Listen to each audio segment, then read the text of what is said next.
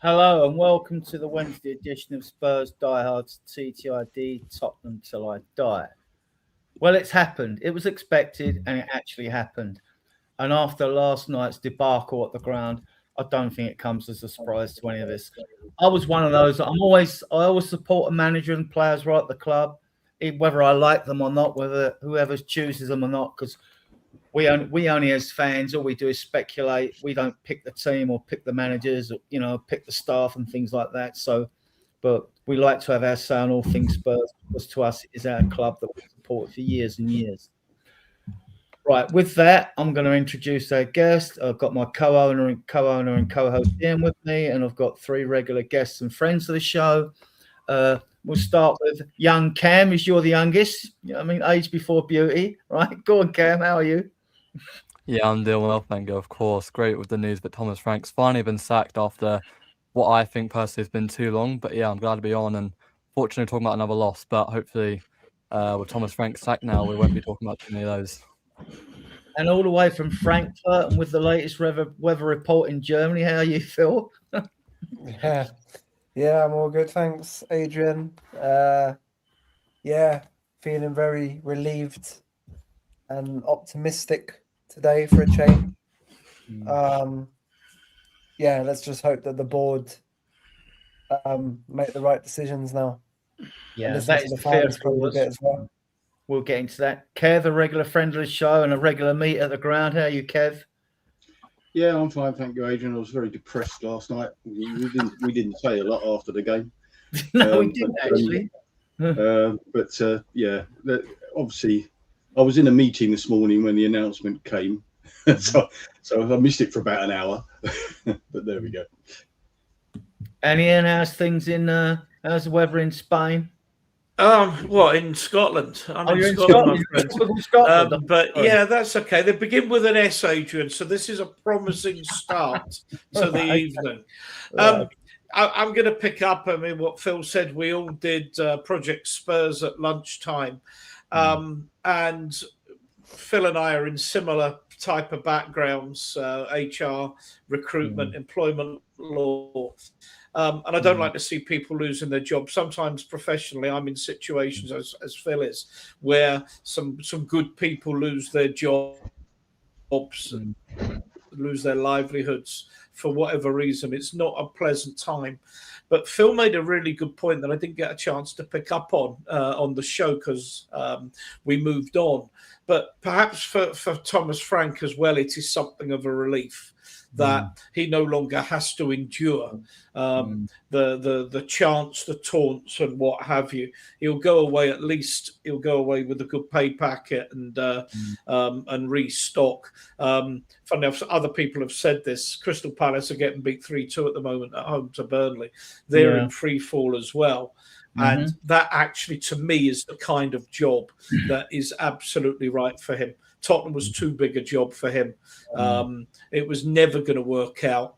The board have now got to look at themselves. This was after apparently the greatest due diligence in the history of due diligence. They came to the conclusion that Thomas Frank was the new Messiah who would lead us to the promised land, and it's been an absolute and utter disaster. So yeah, thankfully he's gone. Cam, I'm going to start with you. I mean, Frank failed to deal with a worsening situation, didn't he?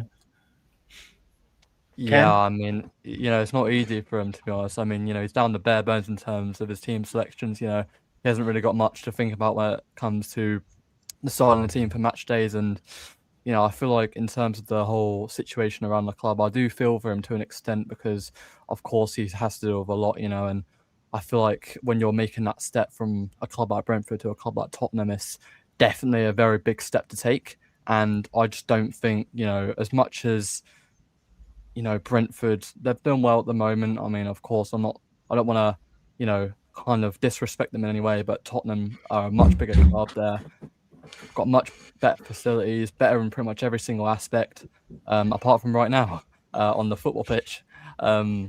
But yeah, I feel like he's struggled a lot, and yeah, it does come with repercussions. And when you're 16th in the Premier League table, when you're 5 points off relegation, almost 3 last night, you pretty much just have to pull the trigger, don't you? And I just don't think, when you look at Tottenham managers, you almost just know that they're either a Tottenham manager or they're not a Tottenham manager. And when you look at someone like Thomas Frank, I think you just know that they're, Thomas Frank is a fit for a club like Brentford, not a club like Tottenham. I feel like that's kind of where his level is. And of course, when he was at Brentford, he had this kind of two directors of football, something like that. He had 2 directors of football. And I feel like he's tried to bring that to Tottenham with Lang and Paratici, and has brought that idea to Vinay, and it seems like it hasn't worked at all because Paratici is off to Fiorentina, and I feel like Lang is not good enough to be a director of football at Tottenham. But yeah, I feel like Frank is not a Tottenham manager. He's not someone who, as Ian said, can bring us to the promised land, can bring us trophies, bring us silverware. He's not that type of guy for me, and I hope we're looking at the right options, and I hope we do pick the right option. Phil, I mean, we can all sympathise with Frank over the injury crisis, but he didn't adapt to the worst situation, and when it got worse, he just didn't adapt to it, did he? No, he didn't, and he was very slow to adapt to anything, to be honest. So the injuries, got worse and worse. Felt in the end that he ended up often playing, square pegs in round holes quite often as well. Like, he could have definitely done a lot more with the squad.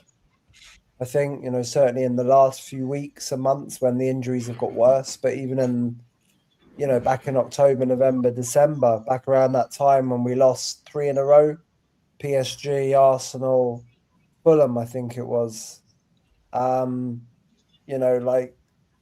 He could have been more flexible with some of his choices, even with things like playing Van der Ven on the left, to give extra balance to the team. He refused to do so, kept playing Spence on the left.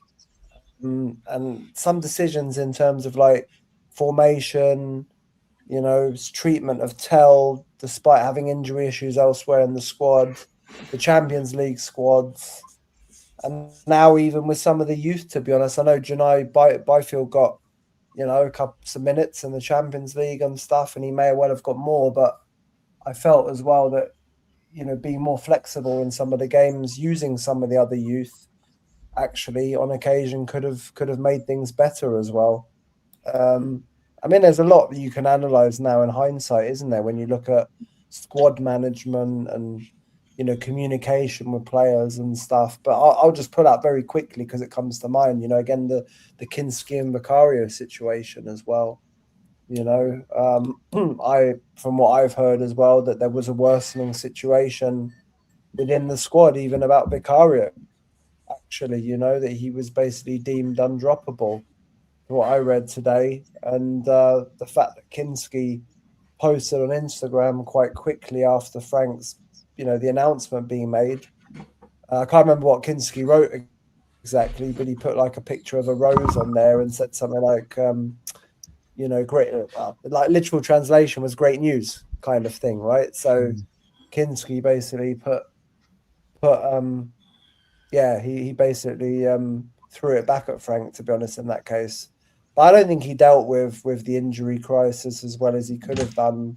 I know he's had his hands tied on some things, but there's been questionable subs, there's been questionable formations. I liked his flexibility. We're going to like 3 at the back at some point more recently. I think the Dortmund game might have been the first game where he tried that, but he was almost forced to do that, wasn't he?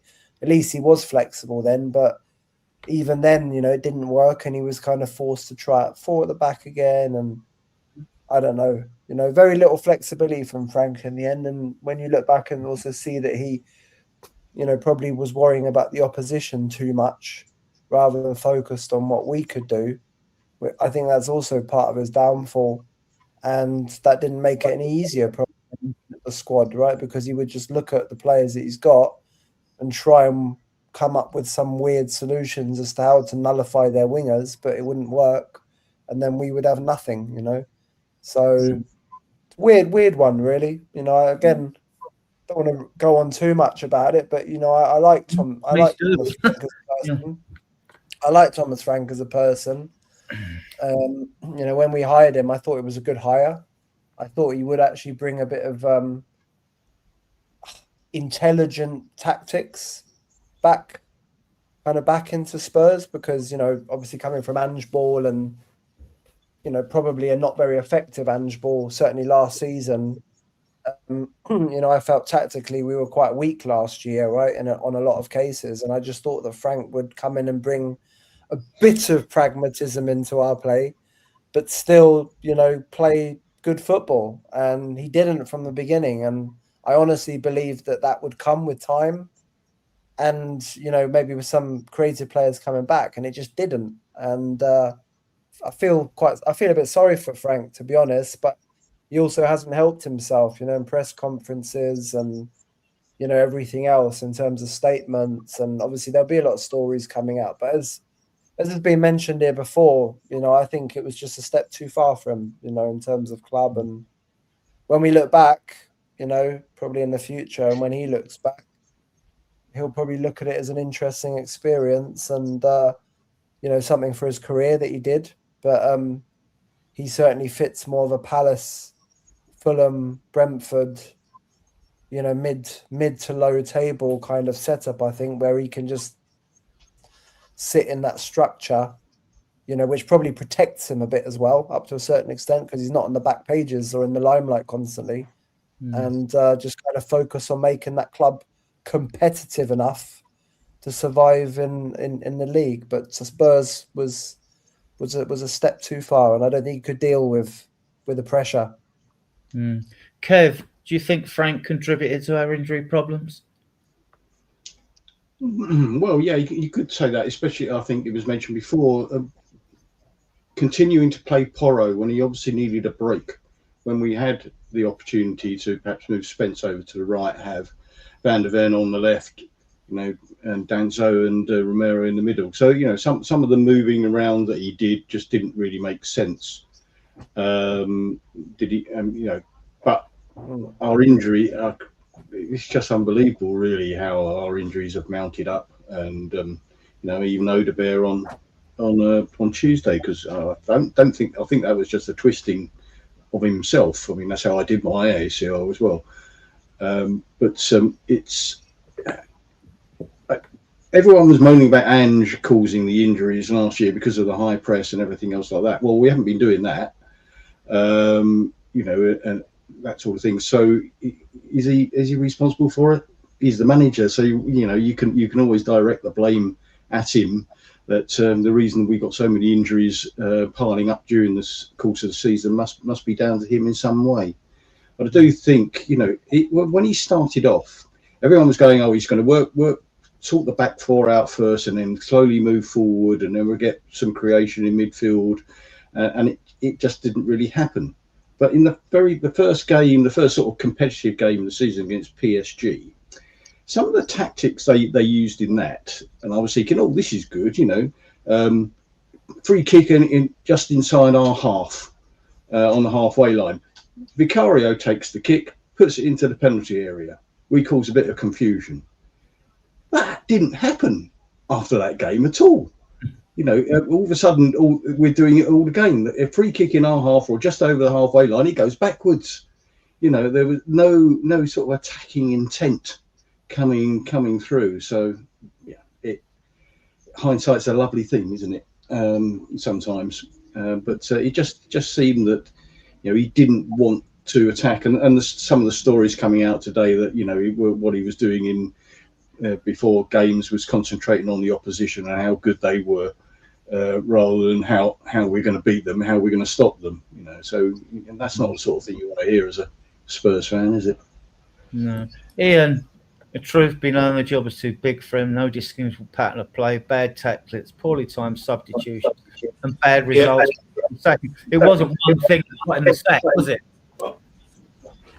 Well, I mean, look, anyone who's ever listened to me on the shows, any show I've been on, especially a Die Hard show, and particularly the shows I host on a Sunday night, knows full well that I was not in favour of Thomas Frank's appointment.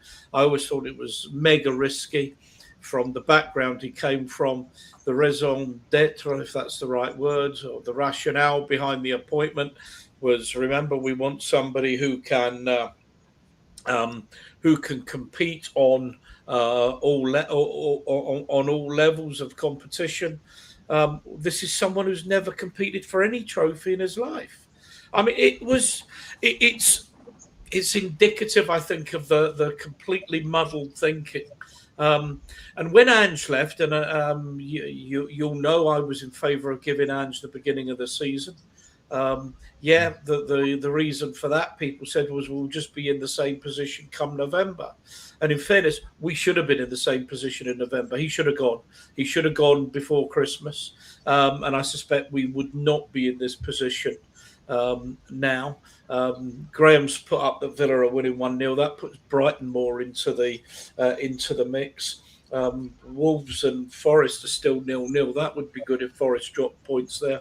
And Palace are getting beat 3-2 at the moment as well. This is all good for us because it's good for us because they're not getting points. But it does show if we can pick up a couple of points, a couple of wins under a new manager, then I think we will survive, but we need that bounce. And this decision couldn't have come a day too soon. I'm going to just pick up again on what Kev said about concentrating on the opposition and what have you. The other thing I'm picking up, and again when Ange left, the players were sending tweets and Instagrams and what have you, thanking him and what have you. Not seen any of that other than some comment from Porro, which almost came across as, well, I better say something nice, but no one else seems to have bothered, which tells its own story. But the thing is, apparently he's been sitting in the dressing room talking about how good Arsenal are and what have you. And I think the players' attitude was just shut the fuck up about Arsenal. When he went to Brentford and was seen carrying an Arsenal mug on the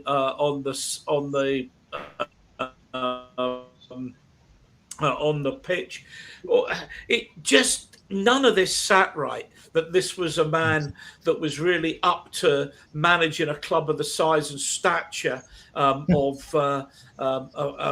Tottenham Hotspur. And when you take that, disparaging the players, disparaging the crowd or the supporters, it's only ever going one way. And when we've picked up, hopefully survived this season, I hope someone else will have a good look at what's going on in the boardroom.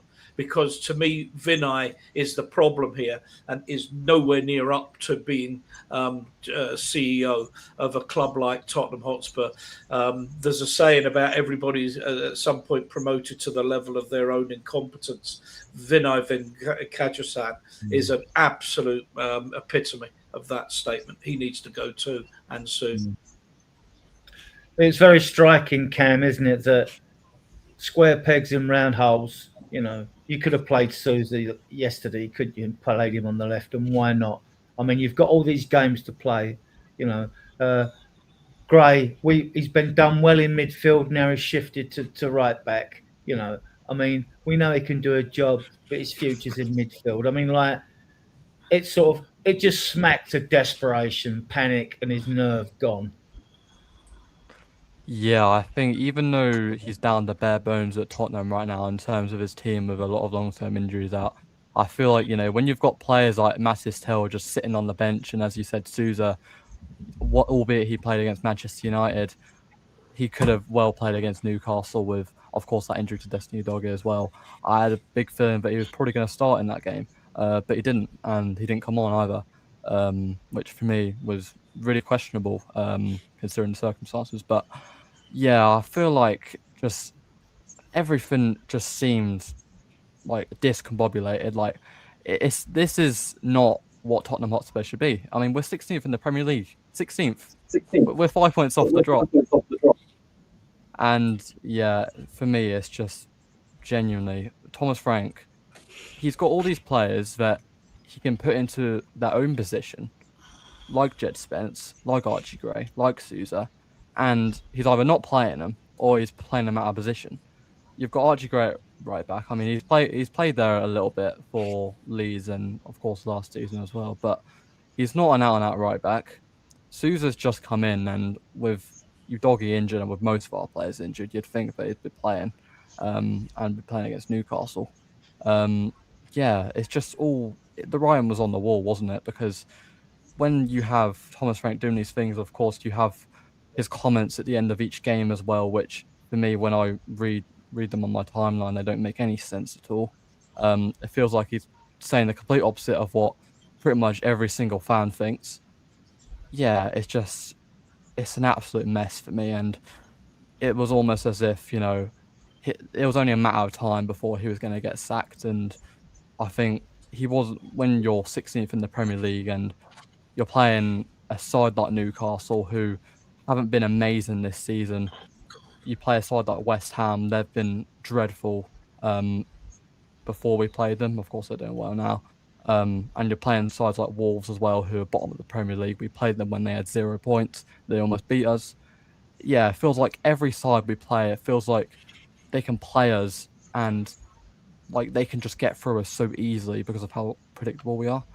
It feels like Thomas Frank's just playing in a way that isn't the Tottenham way. I mean, of course, I feel like whilst he might be focused on the defensive side of the game, it doesn't feel like we've really seen that at all to an extent. I mean, of course, with Ange last season, you know, our defensive record was woeful. But even this season as well, we're not seeing many strengths to Thomas Frank's system in terms of our defensive setup. But I think for a club like Tottenham, you should be focusing on, you know, attacking, focusing on having an attacking mentality. I feel like Thomas Frank isn't that manager who has an attacking mentality in these games. And of course, I mean, when you're a Tottenham manager and you're constantly talking about Arsenal, it's obviously not going to work out, is it? If the players are not going to be supporting you if you keep talking about how good Arsenal are. So yeah, I felt the writing was on the wall for me. It was just a matter of time before he got sacked, and seems like the board have had enough of him. Phil, it beggars belief that Basuma started over Paul Heaney yesterday. I called it at half time. I said he's got to come off. He's just not interested in this football club. I mean, that's another screw up by Frank. He should be at. This is when man management comes into it. You should be able to read players. When you're in management, I've been in management, Ian's been in management, Kev's in management, you get to read people and all that. He's just like, he couldn't be asked. One ball he passed back in that game before half time. He could have run forward 10 yards in free space. You know, I mean, like, I just found it watching at the stadium painful for us watching at the stadium, wasn't it, Kev? You know, so he was awful in the game, but I don't know why he started him. You know, I think when there was rumours before the lineup came out that Palhinha was on the bench, and we weren't sure whether it was going to be a back three or a back four, and that, you know, Balloon Boy was going to be starting. And then there was some rumours, or there was some online posts saying that he picked up a knock, Palhinha, which is why he was kind of starting from the bench. But then just before the game, Frank gave his pre-match interview, and he said that it was a purely tactical decision to start with Basuma in midfield. And again, why is Gray not playing in midfield? Why was Spence not playing on the right in a better position for him? And you play Sousa, in that game. He looked good in the game before. You got nothing to lose by putting Sousa in. You've got more to lose by trying some weird, tactical setup or starting, kind of setup as well. And I mean, I don't think anyone, like he wasn't very good, Basuma. He shouldn't be at the club. We wanted to get rid of him last summer. We couldn't. We should have got rid of him in the winter. We couldn't. He's obviously going to go in the summer on a free. He's just yet another player that we spent quite a lot of money on. And at the time, he was one of probably the most highly rated players in his position in the Premier League, right? And, again, he's a player that has just come in and not performed for us over a period of 3 or 4 years, which again has got a million different reasons and probably some very clear reasons as well. But we don't need to go into that right now. But just an awful decision. And it smacks again of that desperation that Frank had at the end of tinkering as well and trying to outsmart the opposition somehow. And I mean, it was very clear in that game that Newcastle, as soon as they got on the ball in that first half, that they were better than us. And they were passing through Basuma. There was massive gaps in midfield straight away, right? Between Basuma and Gallagher and Xavi. Xavi playing off the left again. Why? He's made his name as number 10 now. He's proved in the last games, that he can play number 10. Why start him off the left just to pack the midfield, which wasn't even packed? Just because the players weren't. I think he was desperate in the end, and the players just didn't buy into it. So it's it is how it is, really, isn't it? But it's just weird when you look back. Yeah, I think he's won 13 games, lost 14 and drew 11, right? But in all those games, he'd never fixed the midfield. He never got more than one blend of a midfield three. And with Tottenham Hotspur, we don't play long ball football, but that's what we've been playing. Hit and hope football, up to one man. What's the like of Solanke supposed to do up there, isolated on his own, if he hasn't got a number 10 that plays tight with him? Like when Kane and Dele Alli played together, when Dele Alli was more alongside him. What's Solanke supposed to do? I mean, like, it's not the Spurs way at all. I mean, I actually think he knew he was going before yesterday's game. Kev? Yeah, I mean, back earlier in the season, Scarlett was on the bench and he never brought him on. And things like that when everyone was baying for, Solanke was injured, Richarlison stopped scoring. Well, give the guy a chance, and he wasn't giving the youngsters a chance when we were, calling out for someone to grab hold of the game by the scruff of the neck. And as you said on Wednesday, Solanke was up there on his own, getting the ball, and there was no one running off of him. There was no one anywhere near him a lot of the time. And things like, Dan Burn comes up for a corner. Who shall we use to mark him? Our smallest player on the pitch. Yeah, that sounds reasonable. We have Archie Gray marking Dan Burn. Every corner, Burn just threw him out of the way and ran across in front. Fortunately, he never got the ball. But, there are some strange tactics, and you know me on corners and throw-ins, Adrian, I've said it for millions of times. At the start of the season, we looked like we had something working on throw-ins, but then it just degenerated back into the normal. We won't run. We don't know what we're doing. There was no coordination at throw-ins. There was no one running down the line into where the big space was when we had an attacking throw-in. There was one point we had an attacking throw-in in the first half. We were about a third of the way inside Newcastle's half.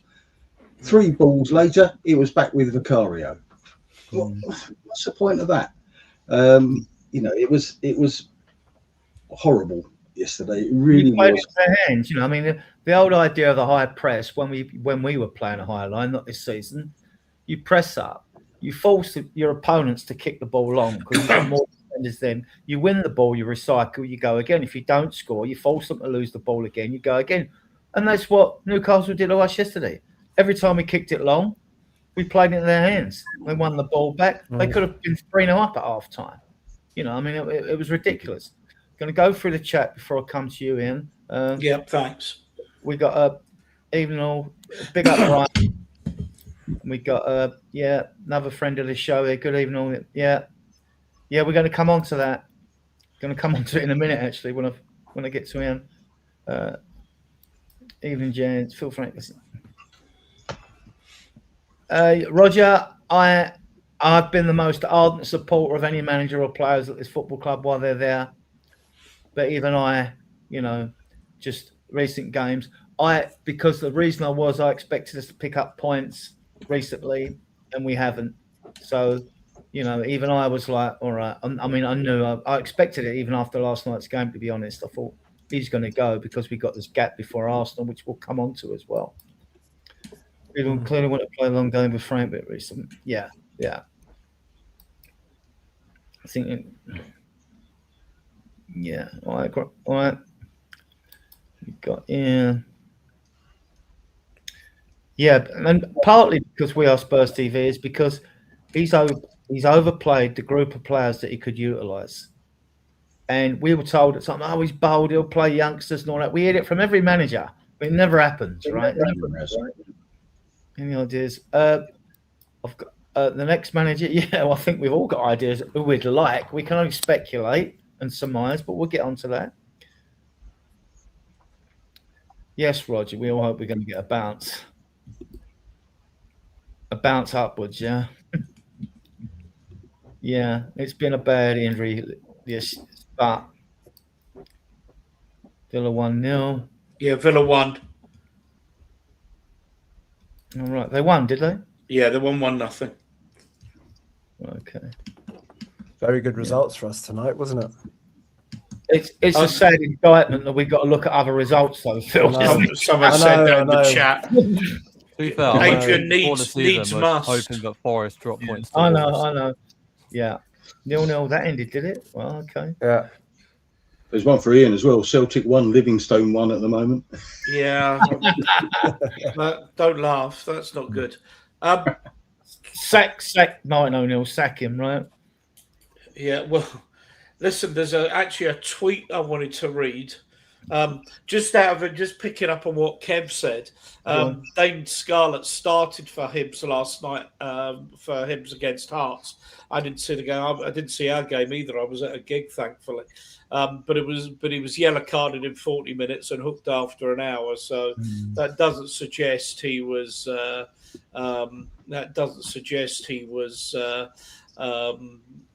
Setting the heather on fire, as we say up here. One game, and he wasn't even given a chance. Well, hang on. Yeah, he played well in his first game. He scored. Hang on. Let me finish. Spurs ITK Hub, not the most reliable of sources, but there has been, Cam, I don't know if you could shed any light on this at all. There has been a phone conversation with Robbie Keane. Can't say it will happen. But I asked if Robbie had been on the phone, and the reply would be the other way round. Would he take an interim job? It might suit him on the way to Celtic. Well, I was going to come to you that, Ian, because this is the question I'm going to give to you. And I'll start with you. Interim manager or full-time? You can talk about Keane as well. What do you want? A lot depends on who's available. I mean, seriously. And it depends if the directors have any sort of long-term vision for the club. I mean, if you said to me, Xavi Hernandez would be available and willing to come to the club, I would be more than happy if he was given the full-time job. It might even be, it's a 3.5-year contract, but with a break. If it doesn't work out, you're not happy. There's a break in June or whatever.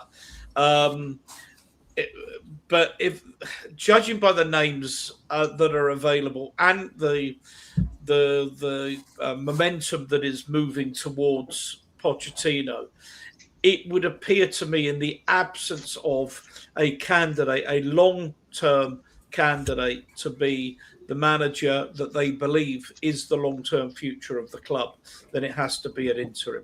Who's another story, but it has to be an interim. Okay, James, welcome to the show. Good to see you. Interim manager or full-time manager for you, and anybody that you want in particular as an interim? I mean, I very much do think it's going to be Pochettino in the summer, which I personally want. Pros and cons, you can say where it's the logical choice. Emotionally, I want Pochettino, right? So it is what it is, which does necessitate an interim manager. I think the interim manager doesn't matter too much in the grand scheme of things. I don't want Ryan Mason, if I'm perfectly honest. I don't want Ryan Mason. And I don't want De Zerbi at all. So then you're really looking at, ultimately, what do you want from an interim manager? You want someone who can galvanise the fan base and the squad and just try and give it a go for the rest of the season and hopefully, get some of the fans who are a bit mentally checked out back on side for whoever comes in the summer, be it Pochettino, be it Xavi, be it Alonso, be it Nagelsmann. It could be any number of people. But you're going to have way better choice in the summer, I think. So that's ultimately what it's going to come down to. I've seen some people half-jokingly say Harry Redknapp, which does sound ludicrous, but I've almost started convincing myself isn't a terrible idea. Because it'd be entertaining for like 4 months, and I mean, I don't know, why not? Nico, Crouch, Cranchar, we're getting the gang back together. I mean, I don't think it matters an awful much who the interim manager is, as long as we get it right in the summer. If I'm being perfectly honest, like if I do, but I'll come to my opinion afterwards. Cam, same question to you: interim manager or full-time manager? Well, me personally as well. I mean, I think Pochettino should just come back in the summer. I mean, I feel like it's the only right option that we've got at this rate, with how we're doing, of course, this season. I feel like in terms of interim, because of course we're going to have to bring someone in. Pochettino's not going to come with the World Cup coming up in the summer. I think that new Ajax coach we got, that John Heitinga, I think that's his name. Heitinga, yeah. I think we're probably going to have a look at probably bringing him in. I probably also wouldn't want Ryan Mason. I know that he wasn't too great at West Brom. He got sacked, obviously, as well. And of course, pretty much every time we sack a manager, we always bring him in. But he's not at the club anymore. And yeah, me personally, I wouldn't probably take the risk. Yeah, I mean, we brought in Heitinga recently. And I feel like he's really the only person I can see probably taking the interim job. And of course, you've got names like Robbie Keane as well, who's been talked to by the club. But I feel like in terms of realism, I think the club are probably just going to take a punt on Heitinga for 4 months and hope it all goes all right, because I feel like he's just come in and he's got that experience, as a head coach. I don't know if he was that great at Ajax, but if I'm looking from the club's perspective, I think that's probably what's going to happen. And me personally, I'm not too sure how I feel on it. I wouldn't mind it all too much, as long as we get Pochettino in the summer. After the World Cup, I feel like that's the right option for me personally. I feel like also as well, some people are considering whether he's going to be able to come through early in pre-season, because of course the World Cup goes until mid to late July as well. So he'd come in and we wouldn't have a full pre-season with our new head coach. So I think some people are taking that into consideration. But yeah, in terms of, as you were saying, James, emotion, I feel like that's probably what people are going to think, and that's probably what people want overall.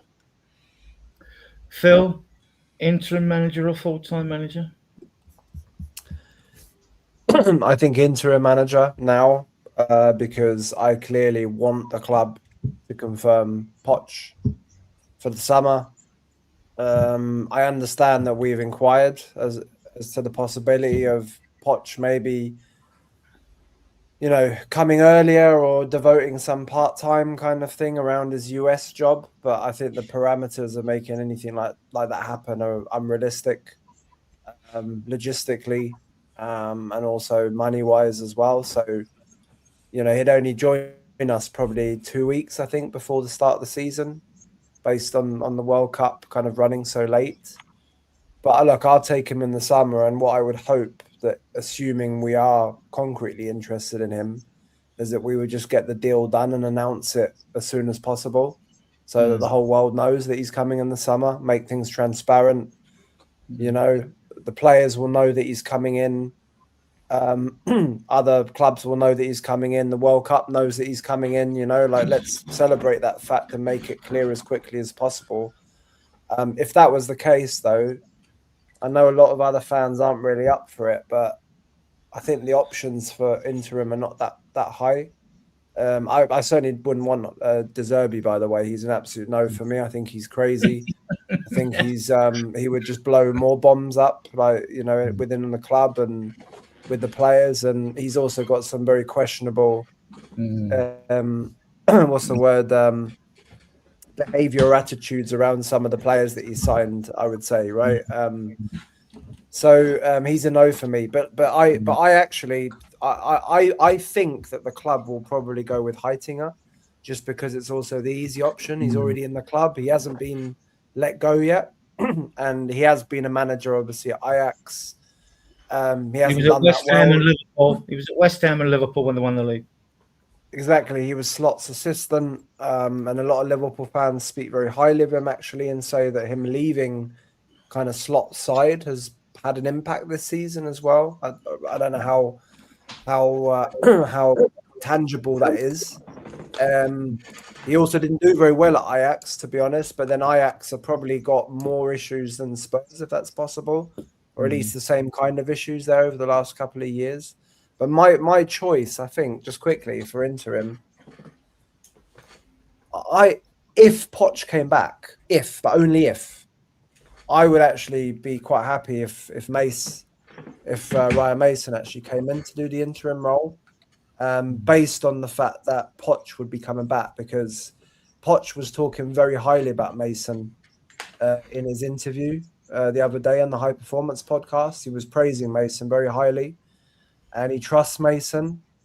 And it wouldn't surprise me that if Poch comes back, that he will actually get Mason back into his coaching staff. So if there was a deal to be done, I think Mason would be quite good to come in, but only if it was clear that Poch was then signed up for the summer, because they could then kind of work a bit together. And I think the players would respect that fact as well. And all we need is, for a motivator to come in, someone who can make the players feel better, I think, get their confidence back. Don't be scared of playing passes, just feel good about themselves. And I think Mason could do that. And by all accounts, West Brom anyways are a bit of a chaos club as well, and they haven't spent any money. They haven't got any money. And I know Mason didn't do very well there, but is that really on him? I'm not too sure. So I'll be quite happy for Mason to come back as interim, but only if Poch comes in the summer. Kev? A name got mentioned just then that I was just going to throw in as a bomb as an interim. I don't think we can go for a permanent full-time manager now, because the candidates just aren't there, and Nagelsmann and Pochettino both got the World Cup coming forward.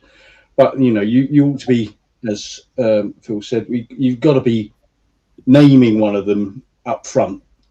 I think, rather than, you can't wait until it's over in the World Cup for them. They've got to know they're coming here, and the fans have got to know that someone's coming in. And you would think the board would want that to happen as well, because assuming we stay up, they're going to want season ticket sales. And if they haven't named a manager before the start, before the World Cup starts, they're not going to do anything, are they? Celtic just scored, Ian. No, but Mother will have So it's 88 minutes gone, and Motherwell were down to 10 men as well. No, Celtic won 2-1, and Motherwell have just equalised against Rangers. A crazy couple of minutes. Right, Ian. The name I was going to throw in as an interim was Klopp. You know, he's sitting there not doing a lot, isn't he? Bring him in for the last 13 games. But surely he'd want he's a motivator. Why not? Right. Kev, what happens if he does well, though? And then say, well, thank you very much. If you've already named your manager is coming, you know, if you say to Klopp, you're coming in for the last bit of the season, we're going with Pochettino or whoever, then he knows what happens. But if he comes in, well, I mean, what's going to be a good job? A good job is going to be keeping us up at the moment, isn't it? So, I mean, can I just say with regards to Klopp, because I know actually quite a few people that know Klopp personally. In fact, I know Klopp's neighbour very well through work. He lives actually just quite near Frankfurt in a town called Wiesbaden, because it's very near to Mainz, where he played for years and was the manager at Mainz right at the beginning of his career. His kids live there. And the thing with Klopp is, under normal circumstances, I think he might even have been interested with the challenge of Tottenham. But Nagelsmann will definitely leave Germany after the World Cup, the German role. And it's no secret here in the press that Klopp is desperate to become Germany national team manager before he, kind of retires, let's say. And it's very easy. It's very easy for it's like 15-minute drive from his house to get to the kind of German FA headquarters. So I think everyone is pretty much nailed on that Klopp's going to take over from Nagelsmann after the World Cup. But then Nagelsmann would be available. That's it. We do a swap then, can't we? We have Klopp as an interim and then as the main man. Right, my take on this, I want Wayne Burnett, if not the interim, as definitely the number 2. And my reasoning is based on this. Ian, I'll come to you on this, right? If we give your attention, Ian. Ian? Sorry? All right. I'll come to you. I'd like Wayne Burnett, if not actually as the interim, as definitely as assistant to the interim comes in. And my reason is based in, watched all these podcasts today, and I think there's one very important factor, which they've all missed. We've got 12 league games and 2 LC games to play as a minimum. We might even progress. You never know in the ECL. It's looking unlikely, right? So to me, you can't play these existing 11 fit players 14 games. You're going to have to play youngsters. And who's the person with the most knowledge about our youngsters? Wayne Burnett. So to me, he must be part of the way forward. What do you think, Ian? To me, given the way the players have been under Frank, I'm not in favour of players choosing managers or whatever, but the board has to take cognizance of who are the players going to respond to, and they have to consult the players over that. That's not any sign of weakness. It's plain and simply common managerial sense. If the players will respond, whether it's to him or anybody, I don't care, within the club, then just get them in and get the job underway. Well, this isn't about the players. It's about the lack of utilising players that we've got in the club, academy players. This is about he will know the youngsters, Tynan Thompson, Williams, Barnett. But it's no good putting someone in the dressing room who the players think you've just recruited another wanker. I mean, seriously, Adrian, this is a managerial conundrum. I know, but we're talking interim, and he's a winner. He's won trophies at levels in the under-21 side. Right? The players should respond to him, shouldn't they? Moore, this is why these players are out on loan, because he developed them. Not so much Vuskovic, but Mikey Moore and others. This is why they're out on loan. I mean, fair enough. You have your opinion on this, but what's your take on this? Go on, James. Have your. I don't think you're necessarily wrong in the fact that we're going to have to utilise youth players, and the youth academy players certainly will respect him, and he'll have a good knowledge of how to best utilise them. I think that's completely valid, and I agree with you on that. The only other thing, and I don't think this would apply many other times, is with how toxic the fan base is at the moment, I think whoever comes in has to have an immediate cheer the fans up factor, if that makes sense. Which is why I think people have been quite nostalgic in a lot of ways. Does Wayne Burnett do that? Maybe not. Probably not. Could he still do all those positive things and utilising the youth players as an assistant? Yeah, I think 100%. He should definitely be probably in the coaching team somewhere, certainly, because we have 10 fit players, excluding suspended players like Romero. So he should definitely be in the conversation of taking the first team. Whether or not he should be actually the manager of the first team as interim, I'm not 100% sold on, just because I think the fan base needs healing a little bit in the short term. Though I think if we came out and announced that Pochettino's coming back in the summer, I think that would do a lot of mending the fan base. Whether or not you personally want Poch back or not, I think we can all agree it would mend the fan base a little bit. Cam, do you think there should be a role for Wayne Burnett? I'm not sure, to be fair, because I feel like, whilst he's going to have his, whilst he's going to bring some positivity to the club in terms of, playing these academy players, playing these players that perhaps maybe should have given more of a chance under Thomas Frank, like Luca Williams-Barnett, albeit he made his debut under Thomas Frank. But in my opinion, I think with the injuries right now, he perhaps could have played a little bit more, especially in the FA Cup as well. But I feel like, as James was saying, I feel like we need someone who's going to bring some unity to these players, bring them back together, kind of make the fans more happy, if that makes sense. Because, of course, the fans, they've never been more toxic, I don't think, and rightly so as well, of course. But, yeah, I feel like we need to bring in someone who's going to have, that immediate effect, not someone who, at this stage, as an interim manager, needs, time, because that's for the summer, isn't it? That's we're going to choose that manager that we want to give time in the summer. This interim manager who we're going to bring in is someone who needs to make an immediate effect and needs to make an impact straight away. I don't know if Wayne Burnett is that guy to do it as of right now. I'm not too sure on him. I mean, I know I'm not going to immediately rule out because, of course, he's got his strengths. He knows the academy inside out more than most people inside the club. But I just feel like we need that person to kind of, mend the players' morale and get them up and running, get their confidence up, make sure that, they're playing their best football for these last 4 months, because these last 4 months are going to be very important for Tottenham and where we are kind of summer. And yeah, I just feel like we need someone more of that mould, if that makes sense.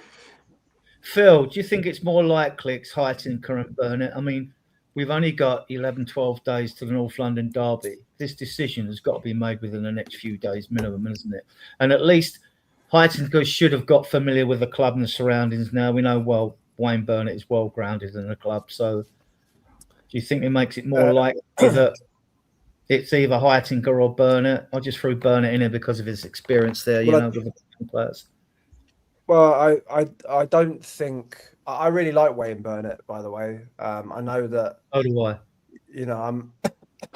I'm often on regular on Project Spurs as well, right? And as you know, and a couple of the lads on there, Gary and Callum, they go and watch the youth for the under-21 very regularly, and they've met Wayne Burnett, I think, a couple of times recently, and he comes across very well. I rate him really highly, actually. I'd like to. I don't think he would be the interim, but I would like to see him, as you said, be part of a team, maybe.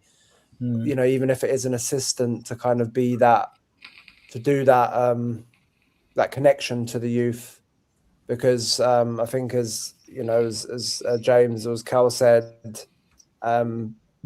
we probably need to play the youth a bit more, and certainly someone like Luca Williams-Barnett.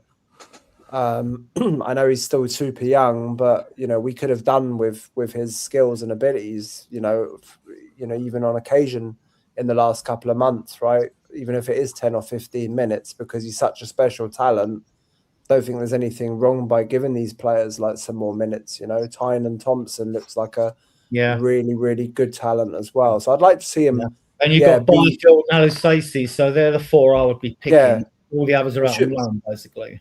They should be in there. And again, on Heitinga, like Heitinga makes sense. He's the easy option, right? He's still in the club. All they've got to do is appoint him formally as the interim manager. You know, he's probably, I guess he's on holidays kind of until Monday as well, essentially. But like, you know, they'll all report back on Monday and he'll be the main guy, right? And he's got experience, you know, and he's got kind of, you know, Mickey is a fellow, you know, Dutchman in the side who they get on really well together as well. So I'm sure they can build a little, you know, kind of pod there and get positivity. My only concern a bit with Heitinga is, you know, I know the club brought him in, but supposedly he was still Frank wanted Heitinga specifically, you know, and when they came in only a matter of weeks ago or a month ago, you know, they were hugging each other and it was all this kind of song and dance, you know, together. And I just have a small concern that he would still be viewed a bit as part of the old regime. I know he's not been there very long, you know, within the coaching setup, but he's been there in those dressing rooms. He's been there, you know, with Frank together. And I don't know if that is in any shape or form some kind of mental or could have some kind of mental impact or mental block on the players. You know, in some respects, I'd almost like to say, get rid of Heitinga. You know, I know he's only just come in, so it's a bit silly, but, you know, business is business, football is football, and just bring that fresh person in who hasn't been involved in this Thomas Frank setup. That would be my only concern. But I would understand if they went with Heitinga, you know, but I would rather have someone coming in fresh to give that power, motivation. But can I ask, it's you and everybody else, Adrian, if they were going to make an appointment from within the club, from within the backroom team, it would have been done today. It would have already been done. That's a good point. Well, they're probably, I imagine, I agree. I mean, there is risk and reward. If you're bringing someone in like a Robbie Keane or someone like that, then what's in it for him? Apart from a future job at Celtic, he might take it that way. But what's in it? Anyone who comes from an interim and know they're going to be an interim, what's in it for them? Are they going to get a chance of getting the job? I mean, I'm sort of with Arsenal coming up, and this has got to be done, and talks being done. We don't know how Heitinga may have been brought in by the club, you know, surreptitiously as a precaution in case Frank went anyway. He, you know, because he wasn't at Brentford. So at this time, they worked together for years ago, didn't they? For about 5 years ago. But I mean, so he might have been brought in as a temporary like backup as well as being the assistant manager. And all this hugging and all that might be, I know why you're here, really, mate. But I mean, I'm just surmising here. I mean, Kev, do you think like Ian alludes that it won't be an internal choice because we haven't announced anything immediately? I mean, it's a possibility. I think that was my sort of feeling as well. If it was going to be immediately promote Heitinga, then they would have done it already, because that's what happens most of the times when the manager goes. Someone says he'll be taking charge from now. I know we've got this 11 days now until we got the next game, and so there isn't that ultimate rush that there would be if we were playing Saturday, now to get someone there and looking after the players. But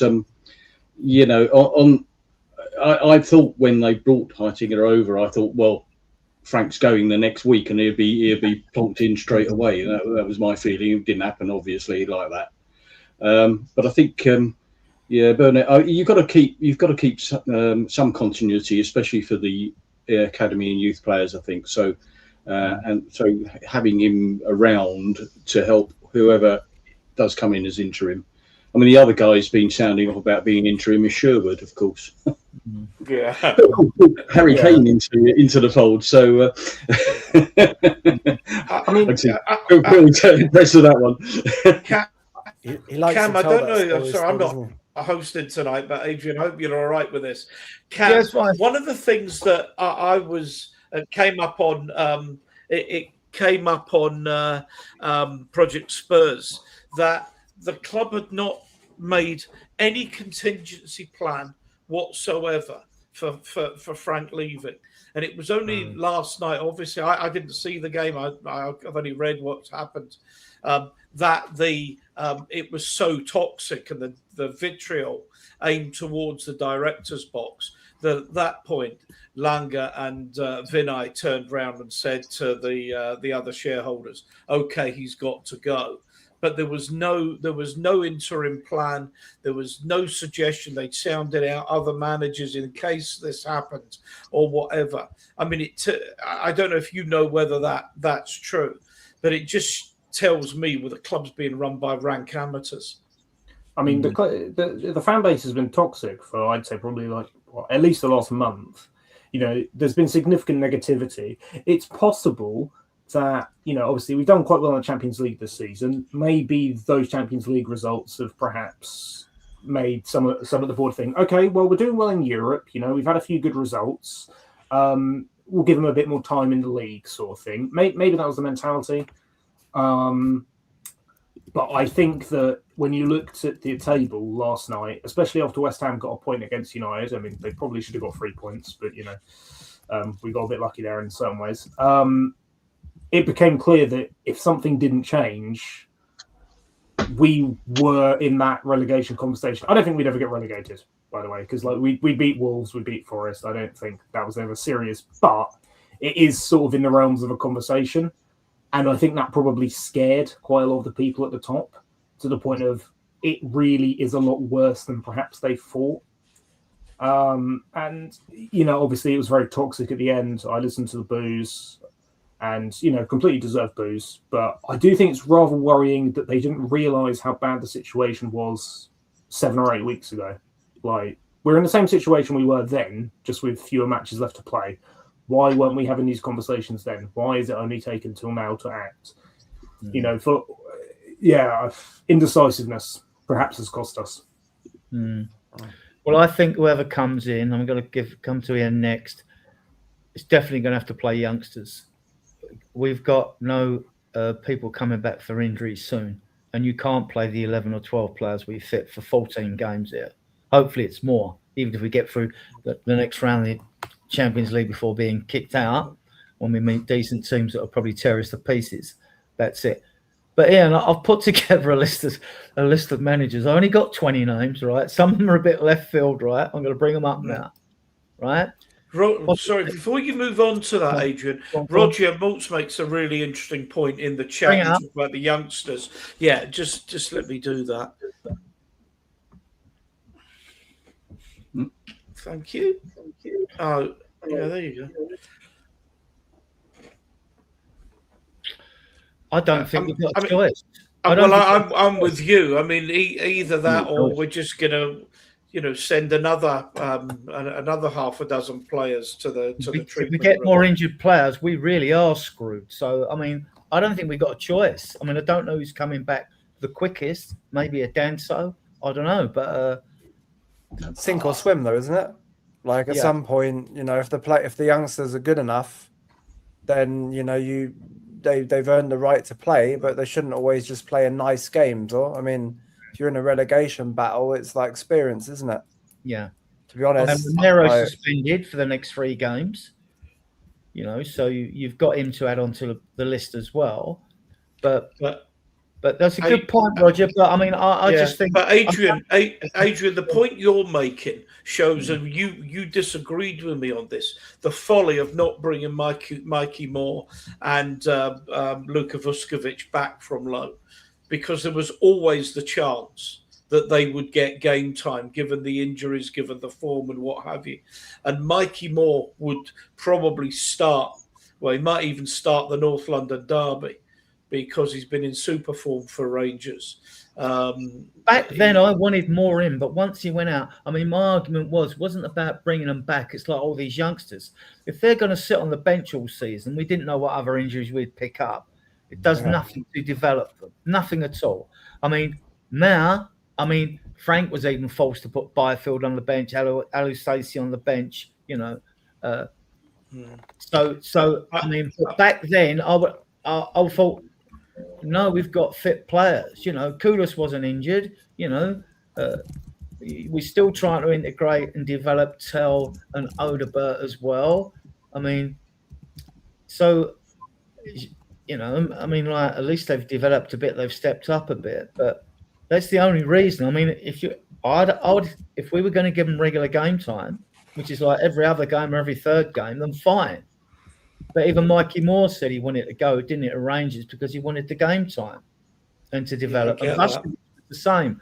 And they're both superb players. There's no two ways about it. Vuskovic is just, for a defender, I've never seen a better defender at his age in my life. Never. Yeah. Got it all. He's got it absolutely everything.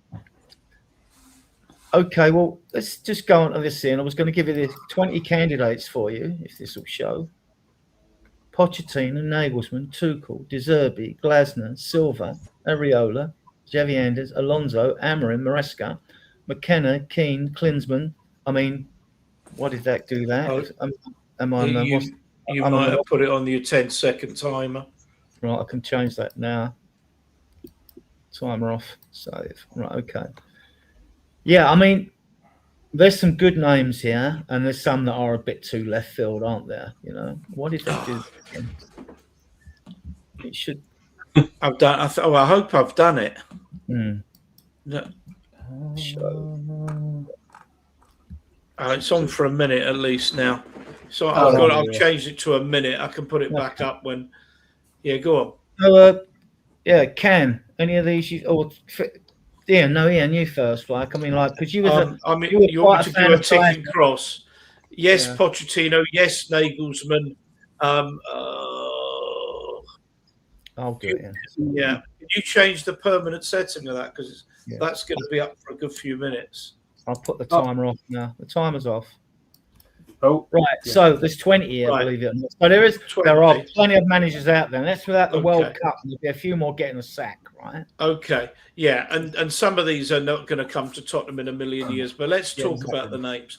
Pochettino, yes. Nagelsmann, yes. Tuchel, no. De Zerbi, no. Glasner, yes. Silva, no. Areola, yes. Hernandez, yes. Alonso, yes. Amory, no.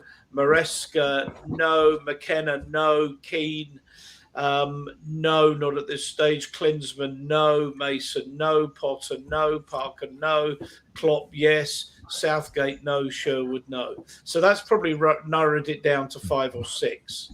That would be my view. I obviously I could spend an hour going through why yes, why no, but that's my tick and cross box.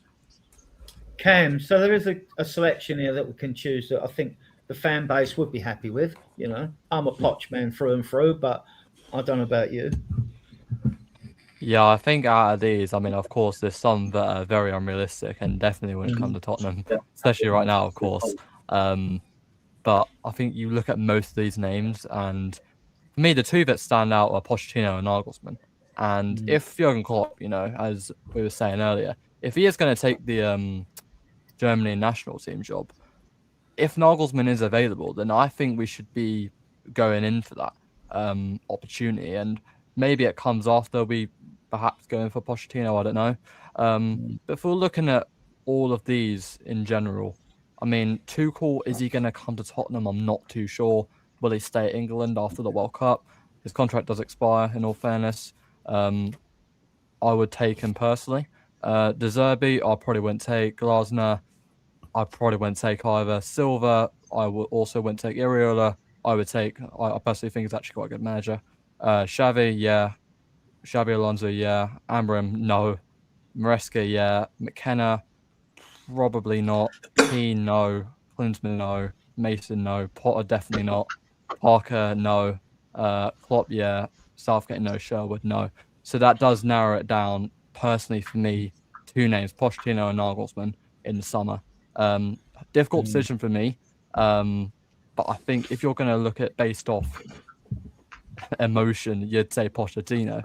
But I also do like Nagelsmann as well. I think he could definitely be the right choice for us. And of course, before we hired Ange as well, I think we were almost in to get him as well. And I think he wanted the job.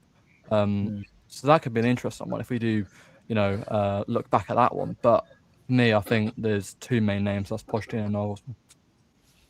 Phil, how much do you think, if we're after some of these, it will affect their choice because we're not going to have European football next season? Or how much would you think a manager might think it a bit easier not having a game every 3 days?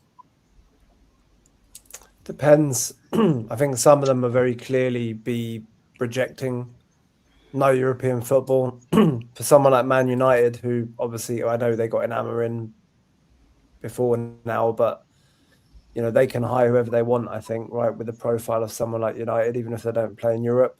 We're a bit more struggling.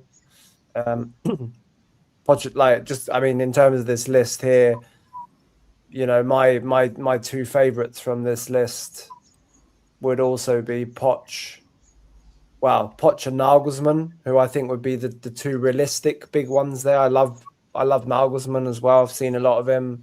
We've tried for him in the past. It didn't quite align properly, although he was interested.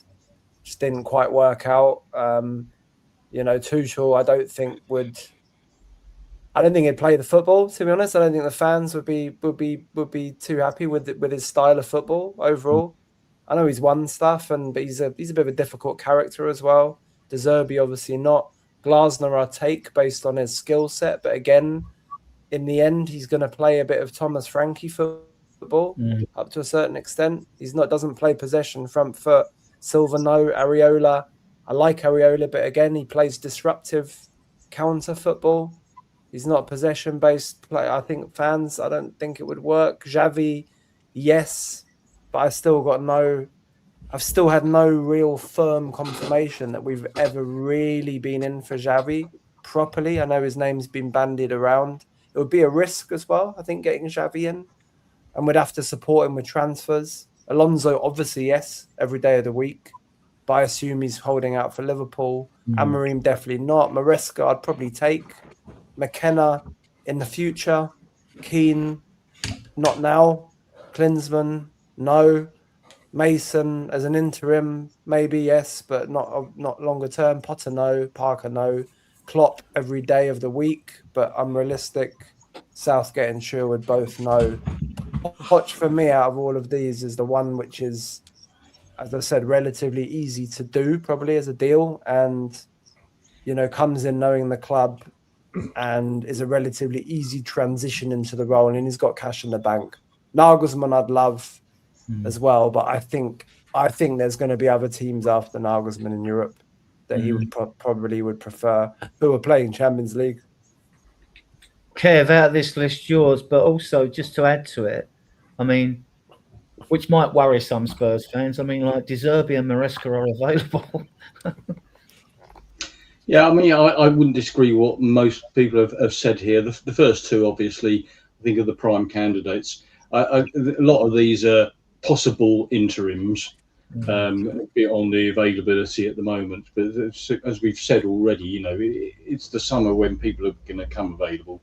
If they were going to go for Hernandez, say, I think they would have already gone for him. They haven't.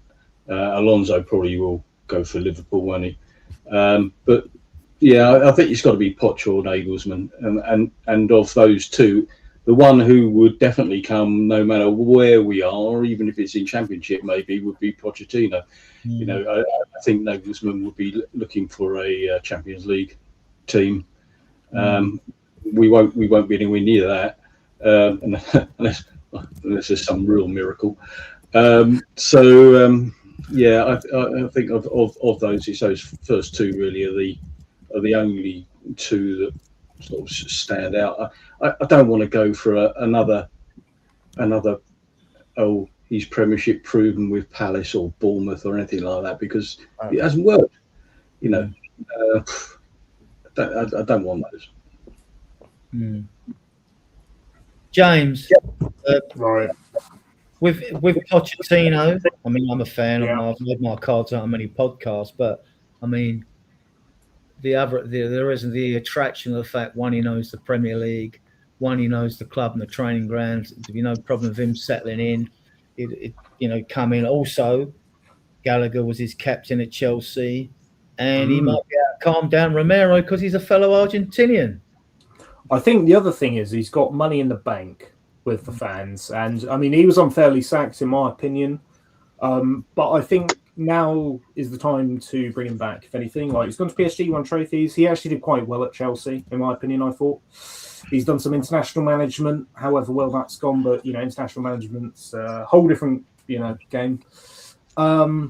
He obviously loves Spurs for whatever bizarre reason. He's decided he loves us, and I jokingly said to someone earlier where he said he was open to coming back, and I said, well, I think he's gagging to come back to Spurs, if anything. And I think the other thing is a decent amount of the fan base, which I'm guilty of as well, will always go, whenever a manager's doing badly, bring Poch back. I remember when Conte took off, I think it was Lucas Moura, brought on Davinson Sanchez against AC Milan. Terrible decision. A lot at the end of the game when we went out of the Champions League, there were Spurs fans singing, "We want Pochettino." I think it's just been this sort of albatross or elephant over the head of the club that Pochettino is going to come back at some point, and when is that going to be? I think Pochettino has matured. He's learned. He's been to France. He's managed other clubs. He's been to America. I think he's a better coach than he used to be.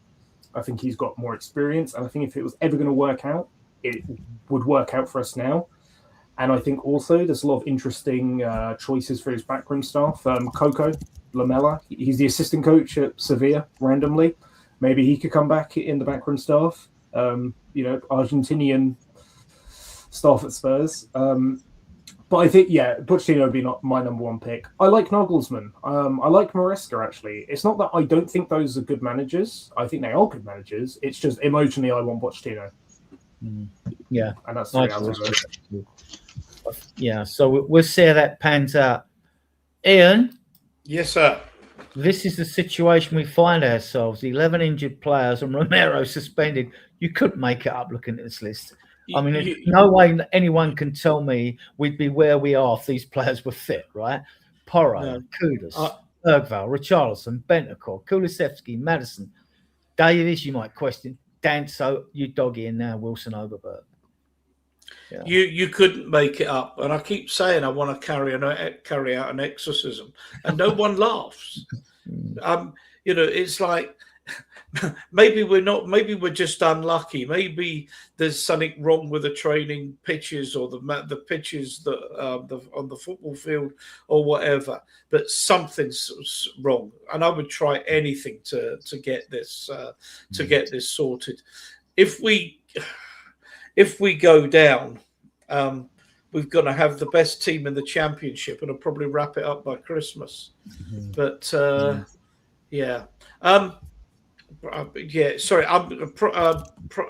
Sorry. It looks like Gary's in the chat saying 20 staff members to talk with who wants to stay and who the interim might be. Want to keep some, suspect it will be Hettinger. Yeah, because there's another point, Adrian, is there's a lot of Frank appointees that are there. I'm going to make a confession. I got 3 hours sleep last night. I could not get to sleep worrying about my football club. For the first time in a long, long time, I was tossing and turning and what have you. So, Gary, I tell you what I'm going to say is I'm going to go. Hang on, Adrian. I'm going to go off and head to my bed because I am actually falling asleep here. Gary, you've always got a lot to contribute. Why don't you come on, pal? Take my place. And is that okay, Adrian? Because I'm starting to flag. 3 hours is not enough sleep for me. Can I just plug my show on Sunday? Yes, I have got, and I think it's quite timely. Events might get taken over if I don't know. We appoint Pochettino as our full-time manager on Sunday morning or something like that. But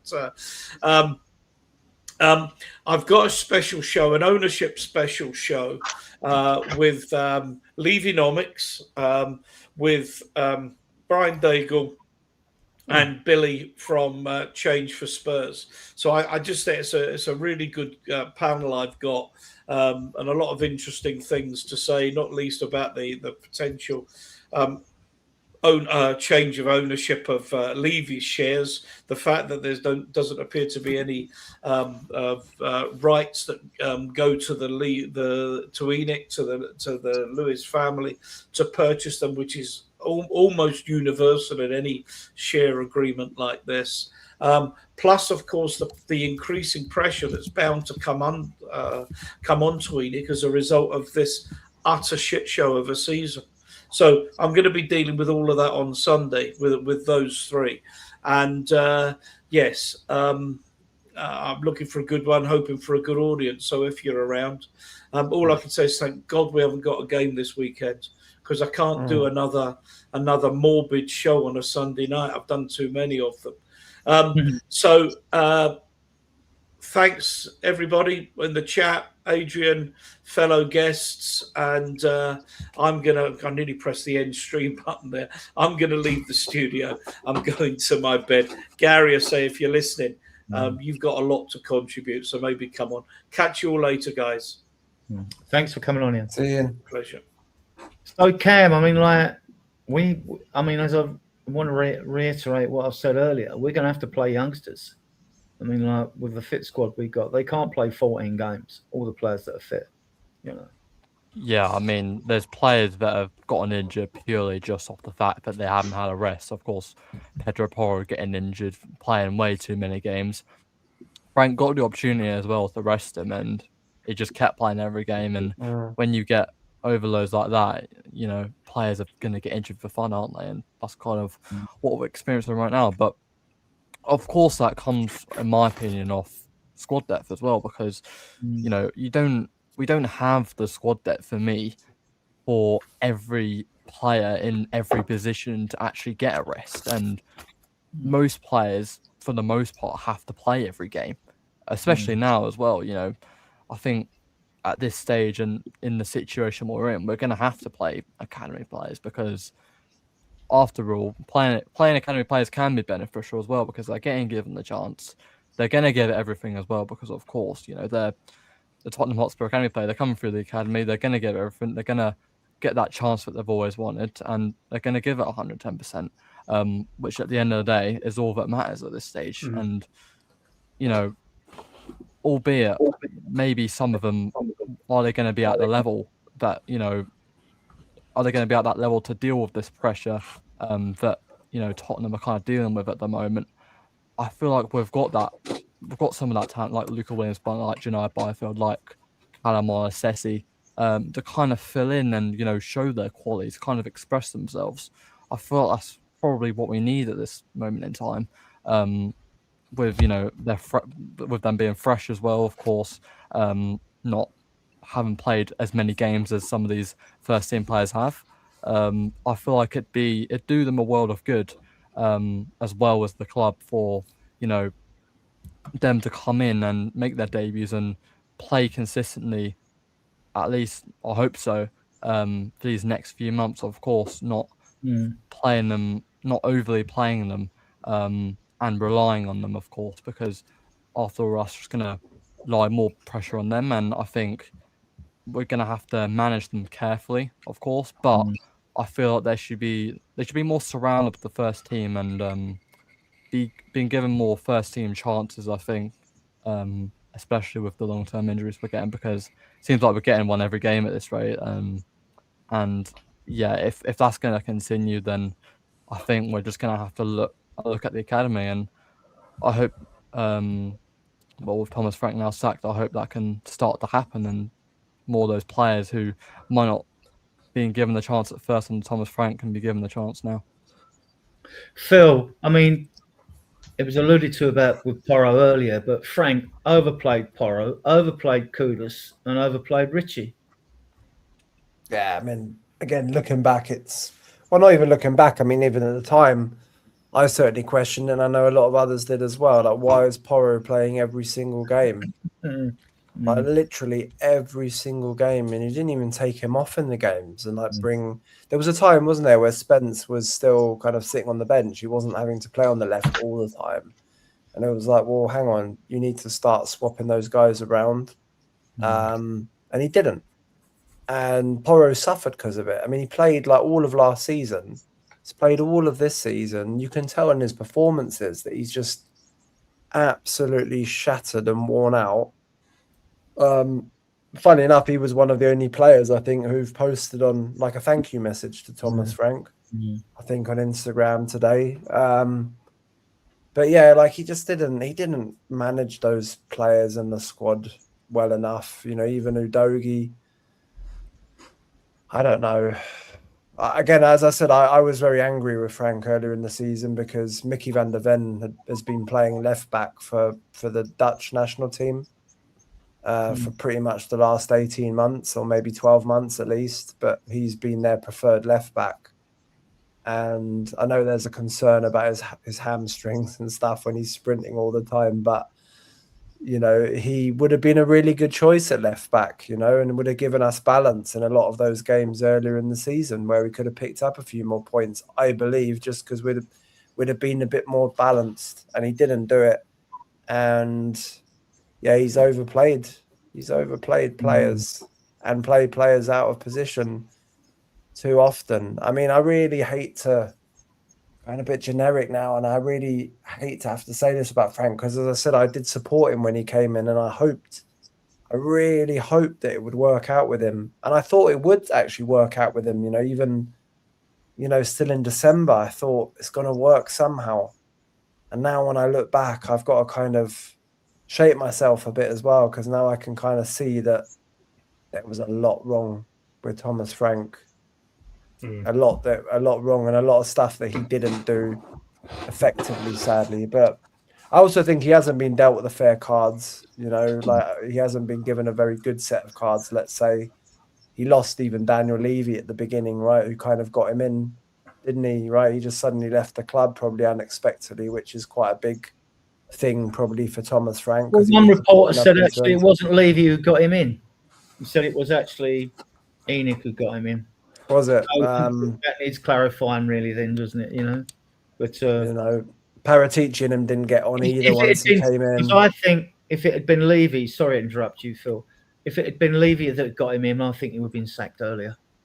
Yep. Oh yeah, for sure as well. Yeah, if Levy was still in the club though, anyways, then he would have got rid of him. I think after the Arsenal game. To be honest with you. No, I think if Levy was gone, if he'd been a Levy signing, he would have been sacked before now. All right, even with Levy gone, you mean? Other than like it fall on Vinay Venkateshan. Yeah. He's the CIO. Yeah. I'm just going to... Go on, Joe. Oh, sorry. I was just going to say, I do think Frank was dealt a bad hand of cards, but he played that hand very badly. Yeah. You can't be Spurs manager and go into, according to the leaks, whether or not they're accurate or not, you can't have team meetings as Tottenham manager talking about how great Arsenal are. You also can't be seen drinking out of a blimmin' Arsenal cup. Yeah. You can't be doing those things because that inherently highlights you don't understand Tottenham as a football club. And even if you had the best players in the world, if you don't understand the football club, you're never going to be successful long term. And I think that was the fundamental difference in mentality between what we expect as fans and perhaps many of the football players and Thomas Frank. So I think no matter how well he played the hand he was dealt, because of that pure lack of difference in mentality, he was never going to survive particularly long. Just solely due to that. I mean, one of my mates who's an Arsenal fan said if he saw Arteta drinking from a Spurs cup, he'd want him fired immediately. And to be honest, I wanted Frank gone as soon as I saw him drinking from that cup. So, right, I'm not going to keep you much longer. I know you've got work. I know it's late in Germany, but I've just got 2 banners on our upcoming league fixtures. We don't know we're getting the Champions League. Just want to get any of his take on them. Up to March 1st, and I'll do the April to May banner. So these are our next fixtures. Obviously, no one's expecting us to get a point at Arsenal. If you got a point, everyone probably bite your hand off now. Then we got Fulham, not bad form. Palace, I don't know how that game went today. Did they lose it? I don't know. It lost Palace. Right, okay. Then we got Liverpool away, right, which is tough any time, isn't it? Forest at home. So, I mean, in the last 6 seasons, I think the team that went down third with the highest amount of points had 35 points. Basically, it's 2 wins. We got 12 games. I mean, surely, he said, we could win 3 games out of that before. But I'll give you the second banner later. Who wants to take this? Any of you? Kev, what do you think? Yeah, I think likely to get anything from Woolwich is low. But as you say, if we manage to do that, then that will probably give the boost to do it for the rest of the season. Fulham will be a hard one as well. So you're probably looking at Palace home as being, we've got to get something out. We've got to get 3 points out of that game because we won't get anything at Liverpool. And then, Forest will be after us, but that's another one. So those two games, Palace and Forest, are the two you've got to be looking at. And Phil, we don't know actually, because it's a game by game, like tonight's results I haven't looked at because I don't really want to look at. I don't want to be looking down. I want to be looking up, right? But we don't know. In the next game, when the time we play Fulham, we don't know what their results will be. We don't know what Palace results will be by the time we get to Palace. Forest got points, by the way. They drew 0-0 with Wolves. Woo. So there you go. Yeah, and Palace lost. And Fulham lost. Fulham lost as well. So good results for us tonight. That's depressing. Looking at this list of fixtures here, I mean, the problem is we just can't win at home, though, can we? But we have to look at Palace and Forest as being 6 points, and if we get both of those wins, then to be honest, we're likely safe. Really, because I mean, I'm a bit worried about relegation, but honestly, I don't believe that we're going to get relegated, and that's not just because we're too big to get relegated. But when I look at the other teams overall, and I look at the fixtures that they've got, I know West Ham have been playing obviously really, really well recently, but Palace and the other teams, Forest, we're not going to finish below all of those. Literally, I'm convinced of it. But we still need to pick up the points, right? And out of these games here, we're not getting anything out of Arsenal. I think we're going to lose at Craven Cottage. Liverpool, we're going to lose. So we need to. This is where we need to change our home form. We need to get our home form working. We need the fans in the stadium to be re-energized. New manager, running end of the season. No more negativity. This is also where, by the way, if we did confirm Poch and made it very transparent and open to the world that he's joining after the World Cup, pretty much 99% of fans will have that extra spring in their step, won't they? Because we know that good times are coming, let's say, right, in some shape or form, whatever that means. But we can go into those home games and we should be singing in there, right? Those are the games we need to win. I don't know what the fixtures after that are, Adrian, but I'm going to bring them up after, okay. To the end of the season. But also on that, Cam, I mean, we worry about our fixtures, but every game is a hard game in the Premier League. But then West Ham and Forest fans be looking at their fixture list and thinking they're hard. I mean, I don't know the Forest games. I know West Ham have got Bournemouth at home and they beat Liverpool recently, and then they've got Liverpool away. Forest have a really tough run. I think they have City, us, Liverpool. They have a really tough next 5 games. I was looking at it earlier and I couldn't see them getting any points out of the next 5 other than us. Right. I was looking at it last night. They have a tough run. And I think that, I mean, I very much hope that Forest go down. But yeah, no, I think the reality of the situation is there are worse teams than us. And I think the thing is, we could get a new manager bounce. We're only 10 points off a European spot. And of course, we're all talking about relegation. But if we have a good new manager bounce, we go on a decent run, we could still be in the conversation for Conference League, Europa League. So it's still all to play for, if you know what I mean. But it just comes down to getting the interim appointment right. Cam, how many points do you reckon we get for this? I mean, if you're writing off Arsenal and Liverpool, how many points from the other 3? Yeah, I think when you're looking at all these 5 games, I think the only ones that you kind of look at and think, okay, these are both winnable, albeit, we struggled against most sides under Thomas Frank. They're Palace and Forest for sure. I mean, both of those games are probably the ones you look at and think, okay, we can definitely get 3 points here, possibly. I mean, I know that with Spurs, it's very, very different. And, you have to think, okay, we're Tottenham. Are we actually going to be able to win? And, when you look at Liverpool away, we've got a horrid record there. We don't normally do much there. Of course, Arsenal, yeah.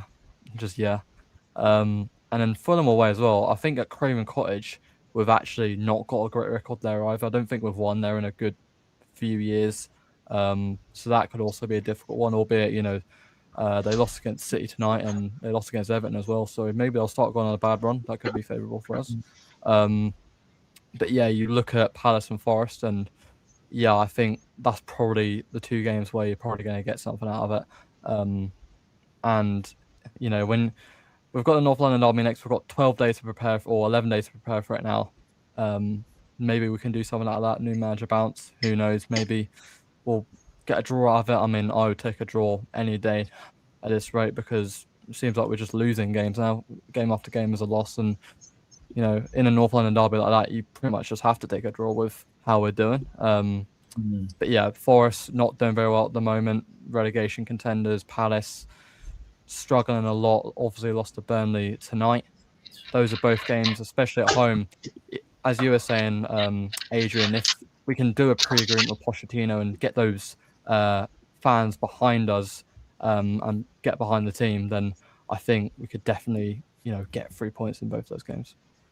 Evening, Gary. I'm going to throw your post up here. I assume it's your post and not one of your other. What's happening with this? Have you got any news on this? Is it like? Well, he brought in a lot of people, didn't he? He brought in about. Your volume's a bit low. 1 minute. He brought in about 20 people, didn't he? So, hang on. I think. He brought in. So the likelihood that those need to be spoken to and dealt with, from what I understand, last night was a knee-jerk reaction. It wasn't a planned thing that staged that how and Thomas Frank was after the game that he's saying 1,000% I'll be in charge of the North London derby, but apparently it was a knee-jerk reaction that was taken around half-time, that they thought that they need to make a change. So, yeah, clearly there wasn't a contingency set like you would normally see in terms of a managerial change. Someone would be appointed straight away, right? So, but there is, I think there's up towards 20 staff on this. It'll be who wants to stay, who wants to go with Thomas Frank. Obviously, there'd be loyalty to him, I would assume. And equally, who the interim might want to keep. For me, I think the interim will probably be Heitinger. Makes the most sense. He's current he's Premier League winner at the moment. Current Premier League winner, and he's just come out of a permanent manager's job in terms of Ajax. While it wasn't overly successful there, that kind of runs a little bit deeper because they're a mess as a football club anyway as well. So I think it'd probably be Heitinger. I wouldn't be opposed to Phil's suggestion in terms of Ryan Mason either. For me, I think Ryan Mason come in, it'll potentially make sense that there's a good relationship between him and Pochettino, and that'll allow. And as long as we can get maybe a Pochettino announcement at the same time, it might settle some people down. But yeah, I think there's a lot of moving parts to happen over the next sort of 24 hours, 48 hours, really. Right, I thought it was very interesting on that statement that nothing was mentioned of an interim or anything. So yeah, that shows to me that there was no real plan. It was a knee-jerk reaction, and sort of people I've spoke to are saying it was a knee-jerk reaction.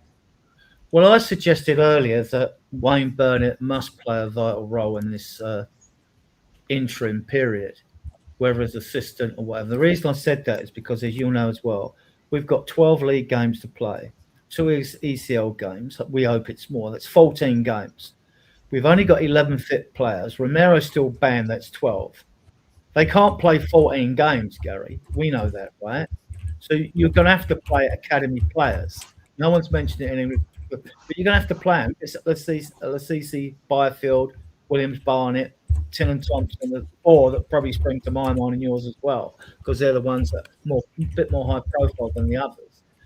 We're going to have to play these youngsters. We haven't got a choice. They're going to have to take part in some games, not necessarily all of them at once, but.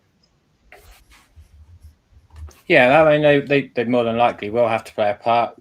You know, Callum Olosesi, Luke Williams, Barnett, Tim Thompson, Janai Byfield, James Rosewell are all been pretty much in and around the first team for the last couple of months. They need to get some minutes in the first team before they start really playing knockout Champions League football, which is going to be difficult. I suspect Wayne is, he's a great name to be part of it. Stuart Lewis is obviously there, so they know Stuart very well. He's part of the first team, as part of that department to help the link between the seniors and the youth team. So, yeah, I wouldn't be opposed to seeing Wayne part of it. I think, again, it just comes down to that interim, who that interim is, whether it be Ryan Mason or whether it be Johnny Heitinger. It kind of depends on what their relationship perhaps much is with Wayne. Suspect maybe it might be a stronger relationship with Stuart Lewis than anybody else. But I like Wayne Barnett. I go to the academy games a lot. He's been very sort of gracious with his invitations and that. He's a really, really good person. He's been at the club for a long time, so he gets it, understands all the players that are coming through. But it might just be that Stuart Lewis is maybe just one notch above at the moment. Yeah, I get the Ryan Mason link. The thing with Heitinger, well, he's been at the club a little while now, and we know that Wayne Burnett, they're settled in. It's not a question of bringing someone in who's got to settle into new surroundings. You're bringing someone in who's actually, in situ. And, I would want Barnett to be part of it, Burnett to be part of it, simply because of his knowledge with the young players, and we're going to have to play them. I think he's got to have a role in this. Yeah, I think this is a good suggestion, but also John Heitinger is a very, very experienced person. Yeah, he was at Liverpool, wasn't he? Current Premier League winner. I'm pretty sure he's part of that World Cup side that got all the way to the final against Spain. He's just an accomplished footballer. And when you look around at like Xavi Hernandez or Xabi Alonso, those are the type of names that players will respond to. For all accounts, Liverpool players absolutely love John Heitinger. I think that might show a little bit. I just found him coming in maybe a little bit of we're just going to keep an eye on him. He's someone that we could have and that's good around the club. And interestingly, though, that's 4 weeks later, the manager sacked.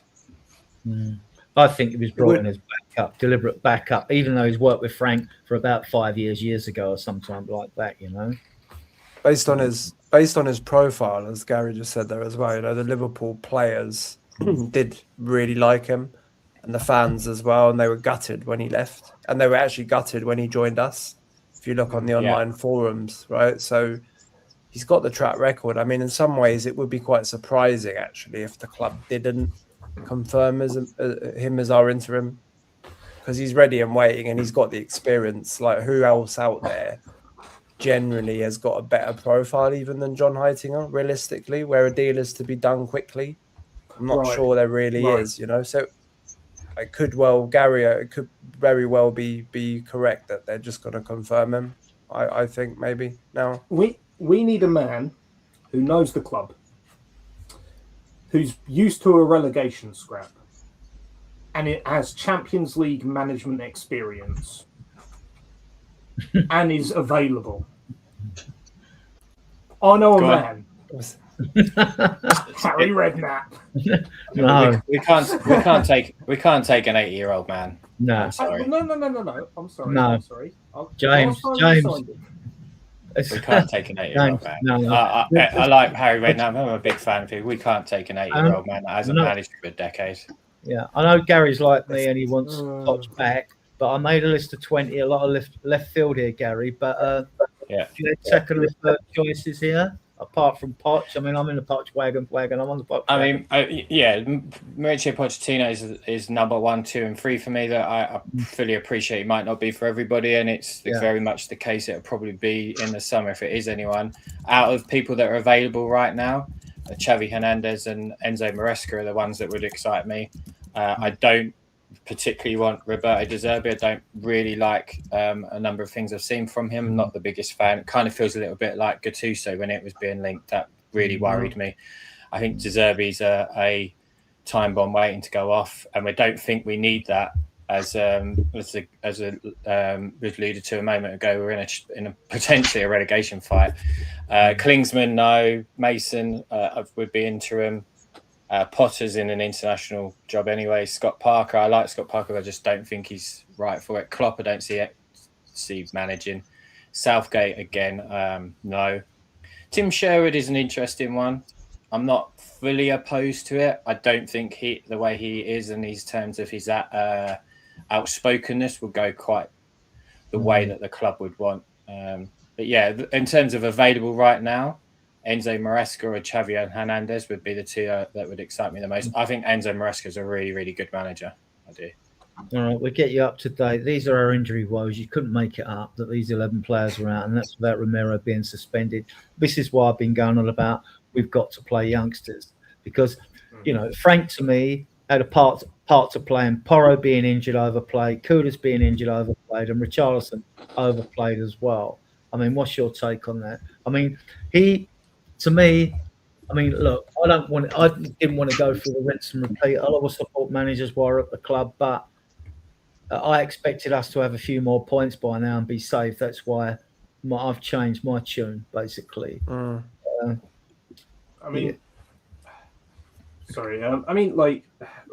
in a position where, especially if we have a good, new manager bounce and we win a few games early on, we're in a position where realistically, potentially one of our Champions League fixtures, or at least a couple of our Premier League fixtures, are going to sort of be, rubber ducks and dead rubbers, rather.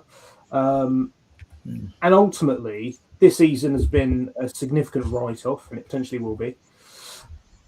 And at that point, you've got to say, well, at least we can hopefully blood in some of the more talented youth academy players. And if anything we got out of this season, it was that some of them got some experience in the first team.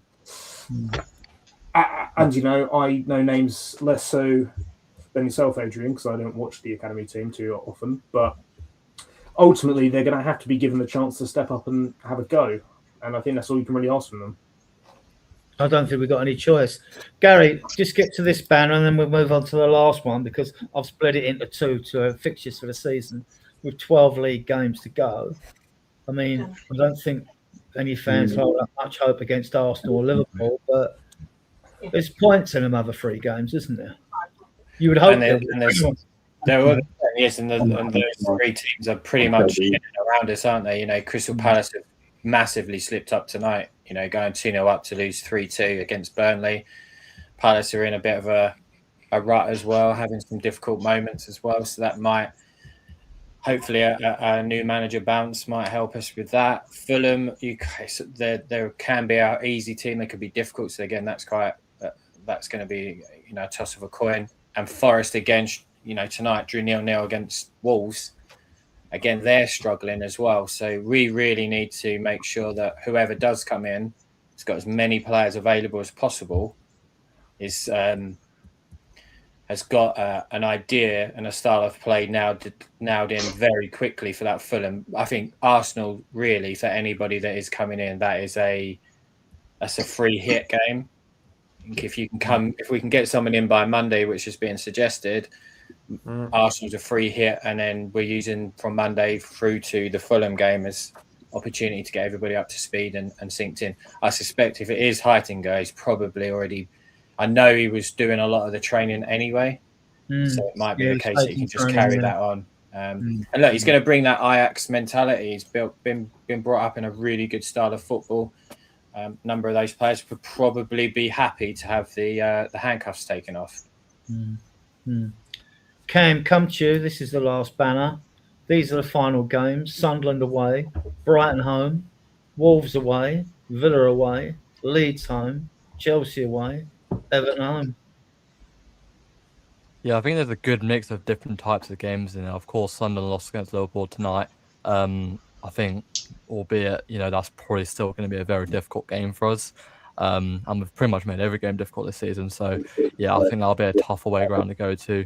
Brighton, they've had their struggles at times as well. They lost against Villa, obviously lost against Palace. They're going to be a weird one as well. It's at home, so that's a good possibility to perhaps pick up some points. Wolves away, they're not doing great. I know they drew against Forest, but their start to the season as well was ridiculous. And I think we could potentially get something out of that, but just the fact that they're bottom of the league and we're away and we're not exactly great at the Molineux as well makes me think that we won't win that game. Villa away, they've obviously been amazing this season. I can see them getting Champions League qualification. Again, a very difficult game. it's probably not one that you'd say is, we're guaranteed going to get something out of that. Leeds at home, they've been good as well. In terms of trying to survive, because when you're a newly promoted team like Leeds, I think the main objective for them is to survive and to get out of that fight, which I think they've done really well with. And I still think that'll be a fairly tough game to potentially approach. Chelsea away, we know that we don't do much at Stamford Bridge, and they've been doing fairly well under Limbury Senior as well, so I could definitely predict that being a tough one. And final day of the season, Everton, it's at home. I think Everton are a weird side. They're really strange, really on and off, and I think we could definitely get 3 points out of it, but it's a weird one for me. We could definitely lose 1-0 or win 3-0. That's gonna be a weird one. So a very a very contrast and mixed in these games, and it'll be interesting to see what happens in them. Phil, your take on this, and I don't know when the Champions League games are going to be filtering in between these. I haven't even got round to that yet, but I will. Our run-in, I think, could have been a lot worse overall, to be honest. I mean, if I look at this list, I mean, no game's easy, is it, this season? As I said before, we should look to win those 2 home games in the previous list. We can't win any home games at the moment, can we? But if we can somehow, maybe under the new interim manager, create a bit more positivity and confidence, we're playing Brighton and Leeds and Everton as our 3 home games there. And how many wins do we need to probably be safe from now on? Well, in the last realistically, look, the team it doesn't mean it'll be the same this season. The team that went down with the most points was 35 points, I think. Talking 2, but if you win 4 out of 12, you're safe. I don't like 40 points. Yeah, I mean, there's a lot of games here which, honestly, we can get points out of. If we're being honest, Brighton are not looking good at the moment. Sunderland away is tough, but we got to look to get a point there. Wolves away, right? I mean, it's Wolves. Villa away, they're very difficult. I expect we lose that. Leeds at home, they're fighting. It's going to be tough, but it's a home game. Chelsea away won't get anything. And then finishing at Everton at home if we need the points on the last day of the season, which I honestly doubt. I am worried. I'm concerned about relegation, but I don't believe we're gonna go down. I think that with an interim coming in, and as I said, especially if we can somehow get Poch confirmed, I think it's key. If we're interested in Poch generally, if the board want to get Poch in, we need to get him confirmed and we need to announce it ASAP, because that will bring a boost to everyone. And we'll get enough points out of these, to be honest. We will. But we need to fight in every game and we need to raise the performances, And the interim manager needs to probably raise the standards amongst the players, because it sounds like, and I probably haven't even seen all of the leaks coming out today, but I've seen a lot of stuff which seems to suggest that the players were kind of like, a bit of a complete lack of discipline and respect, turning up late on purpose after they got told off, or like warned after one. Was it after I can't remember, the Arsenal game, one of the games, they basically got told off that it's just unacceptable, and then they turned up late on purpose the next day. I mean, that's like a massive slap in the face, isn't it? And when you add all the other stuff on there, Romero, sorry, I don't want to talk about Romero in detail now, but it sounds like Romero's been one of the kind of troublemakers in some respects, and he's our captain. So make of that what you will. Well, James, you do this list. I'll go to Kevin. I'll finish with Gary. So, okay. I've got 2 main points. I would say, just to follow on what Phil said, I think Frank very much had the same issue that Nuno did, which was he never had the respect to the dressing room. And I mean, if what's being said is true, that he was, raving about Arsenal, I know I've already made this point. I don't blame Romero for not respecting him, to be completely honest. I wouldn't respect him. And the fact that he lasted so long is that's the board's fault. You look at these upcoming sets of games, these next 12 fixtures, and I think, all right, Wolves, yeah, should get a result there. Brighton can get a result there. I think other than Anfield away and Chelsea away, Stamford Bridge, those are the only games I don't think we can get a result with the players we have available. I think every other game we can at least get a point, and there's a few that we should definitely be getting 3 points. The question here is fundamentally, do the players want to step up and, try and at least get a Conference League spot? That's what it comes down to. I don't think we're going to be relegated. I think even with Frank, we'd have been not gone down. I don't think that's a serious proposition. I think the question fundamentally is, if we go on a run of decent games, do we want to try and get a European spot? And Wolves are terrible. I think we can beat Brighton. Everton, Leeds, those should be straightforward games. Sunderland away. Sunderland have massively overperformed expected goals this season. I don't think they're anywhere near as good as their league position suggests. I don't actually think they're that good. I think they've been very fortunate. They've ridden their luck quite a lot this season. That's a game we realistically should be taking 3 points from with the quality we have, even with the massive injuries. It just comes down to, I think, Frank going and hopefully the players, are behind respect, back, and someone who actually demands respect, and hopefully will support the fan base. I think that's a lot easier, as Phil said. Philip, rather, sorry. If we say Pochettino's coming after the World Cup, this guy's only a temporary manager, but Poch will be here in the summer. I think that'll make it a lot easier for sure. I think we'll be fine. I think the question is, how ambitious are the players? Because if we can go on a good run, we can still secure some form of European football. Yes, it's improbable, but there's still a possibility of it. And I think that's a real good litmus test for the team and for the players and for their mentality. And if they're willing to try against the odds to just try and accomplish that. Kev, do you share James's positivity in getting enough points to get a Conference League? That'd be good for blooding our youngsters anyway, wouldn't it? Well, I'm not sure I want to play in the Conference League, to be honest, but there we go. I think but for the kids, it gives you a chance to blood the youngsters. But look what happened last time we played in the Conference League. We completely cocked it up, didn't we? I think if we can get that bounce in those first 5 games and the next 2 home games, then we'll be fine. But looking at this run of games, I think we'll struggle at Sunderland. Brighton, if we've got the home form bounce, then I think we can beat them. We have been terrible against Wolves in the past 3 seasons. I don't think we've won for 6 or 7 games against Wolves. I can see us losing that one. Yeah. Villa, probably won't get anything from that. Leeds, I think home form again. Hopefully we'll get something out of that one. Chelsea, write that one off, and Everton, I think we'll beat them as well. But I'm not optimistic about Wolves, I'm afraid, because of all the results we've had of them against them recently.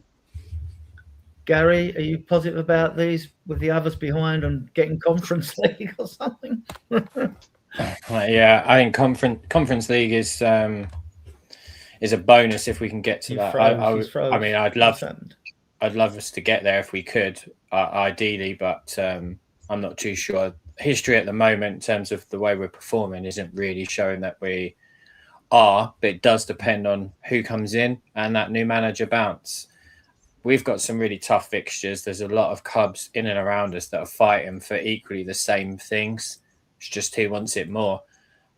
Ultimately, I don't know how many of our players I would want to take on a relegation fight with. If I looked at West Ham, Forest, Leeds, maybe some of Brighton, probably some of Palace, I think most of those have been in and around it before in their careers. They're probably up for the fight. I'm not too sure if our players are quite up for it. If they were, I think we'd have seen a little bit more from them. I reckon there's probably 3 or 4 in the squad right now that would be. That's a concern. The biggest thing we need, somebody needs to come in and instantly install some confidence in them. And like I said before, unlock the handcuffs that they've got on them, because when they're unlocked, we're a decent football side going forward.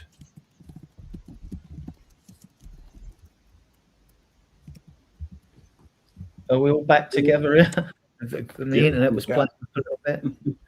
Right, guys, we went on a bit longer because Gary came on late. So I want to thank all the guests on the show tonight. You know who you are. Don't have to thank you individually. There's 183 of you viewing us on various platforms at the moment. Look, if you like our content, please get over to Spurs Diehards TTID YouTube page and subscribe to the channel and give the videos a thumbs up. Get over to Project Spurs as well. Give their videos a thumbs up and subscribe to Project Spurs as well. We will be back Friday, no matter what. We might be talking about an interim manager by Friday in a couple of days. I would expect to, actually. I would expect to know tomorrow, to be honest with you. So that's a 10 o'clock show. We try to cater for him. And Ian, obviously, he's doing a whole show about the club with Brian Daigle, Billy T, and Connor S on Sunday at 8 o'clock. So with that, like I say, I want to thank everyone in the channel for their comments and questions. I want to thank all of you 180 of you watching us on various platforms. And with that, I'm going to play you out with another piece of my music. Hope you like it. And come on, you Spurs. Come on, you Spurs. Come on, you Spurs.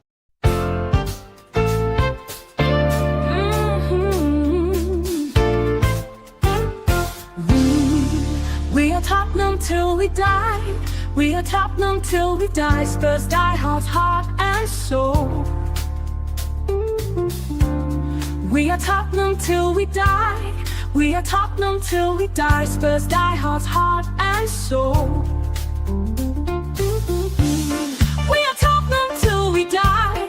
We are Tottenham till we die. Spurs die heart and soul. Lily white and navy blue.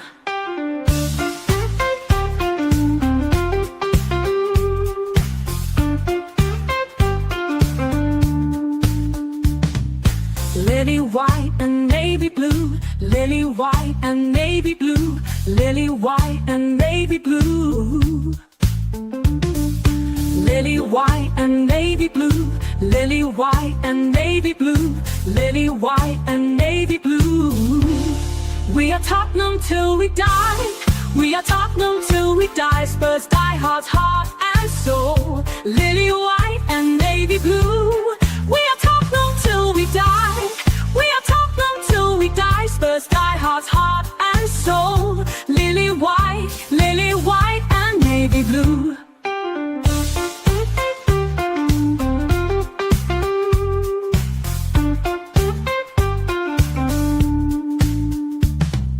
Lily white and navy blue.